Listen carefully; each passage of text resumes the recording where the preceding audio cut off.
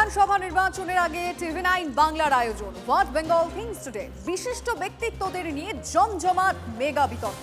ভোটের আগে সবচেয়ে বড় পলিটিক্যাল ডিবেট, এক মঞ্চে সব পক্ষ। সাম্প্রতিক ইস্যুতে তর্কের তুফান। টিভি9 বাংলার কনসাল্টিং এডিটর অনির্বাণ চৌধুরীর মুখোমুখি পুরমন্ত্রী ফেরহাদ হাকিম। এবারে নির্বাচনটা কি খুব হেভি লাগছে মাথার উপরে? দেখুন, সত্যি বলতে কি নির্বাচনটা খুব হেভি হতো যদি ওরা রাজনৈতিকভাবে লড়াই করার চেষ্টা করত। যেহেতু রাজনৈতিকভাবে লড়াই করতে পারবে না জেনে নিয়েছিল, তাই এসআইআর করে মানুষকে হ্যারাস করে এখন এমন একটা জায়গায় দাঁড়িয়েছে বিজেপি যে এখন প্রায় নির্বাচন তার হাতের বাইরে চলে গেছে। তাই না রাজনৈতিক লড়াই করতে পারলো, না অভিসন্ধির লড়াই করতে পারলো। দুটো লড়াইয়ে বিজেপি ফেল করে গেছে। না, অভিসন্ধির লড়াই বলছেন বটে, কিন্তু আপনাদের অভিযোগ অনুযায়ী এই এসআইআর এর এন্টায়ার প্রক্রিয়া দুম করে এসআইআর করা, যেটা আপনারা প্রায় বলে থাকেন, কেন আগে থেকে করা হলো না, এত বড় লম্বা প্রসেস, এটাও তো একটা রাজনৈতিক খেলা। সক্রিয় রাজনীতিতে ছিলাম 2002-এ, তখন এসআইআর হয়েছিল। তখন এসআইআর 2 বছর ধরে হয়েছিল।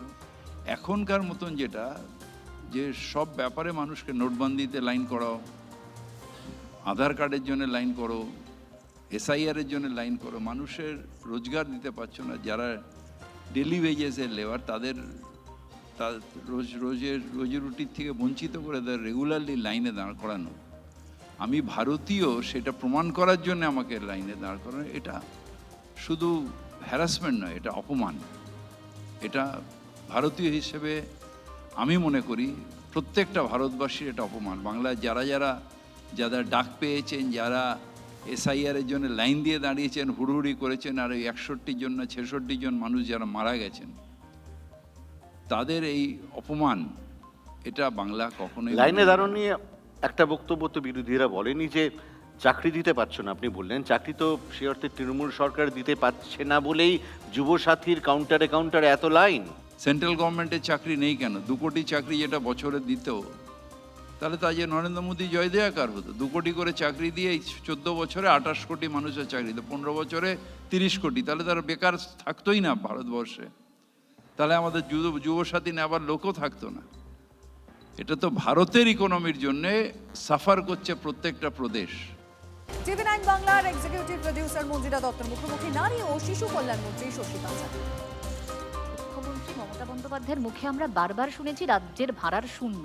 সেই জায়গা থেকে এই যে জায়গাগুলো, এই প্রকল্পগুলো দরকার, ঠিক একদম দরকার, কিন্তু কোথাও একটা রাজ্যের দায়টা বেড়ে যাচ্ছে না, চাপটা বেড়ে যাচ্ছে না? না, দেখুন, প্রথমত এইটার ইম্পর্টেন্সটাও বুঝতে হবে।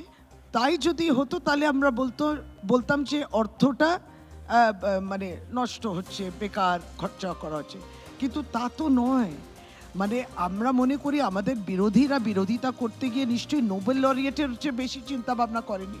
যারা রিনাউন্ড ইকোনমিস্টরা যখন বলেছেন money in the hands of the people, তাহলে পরে নিশ্চয়ই ওই কাঁচা টাকাটা তাদের হাতেতে ক্রিটিক্যাল গ্যাপ, যেটাকে বলে অনেক ছোট ছোট প্রয়োজন, সেইগুলোকে মিট করলে অনেক বড় উদ্দেশ্য, সেটা সেই মহিলার স্বার্থ পূরণ হচ্ছে, সার্থক হচ্ছে, তার একটা ভাবনা চিন্তা।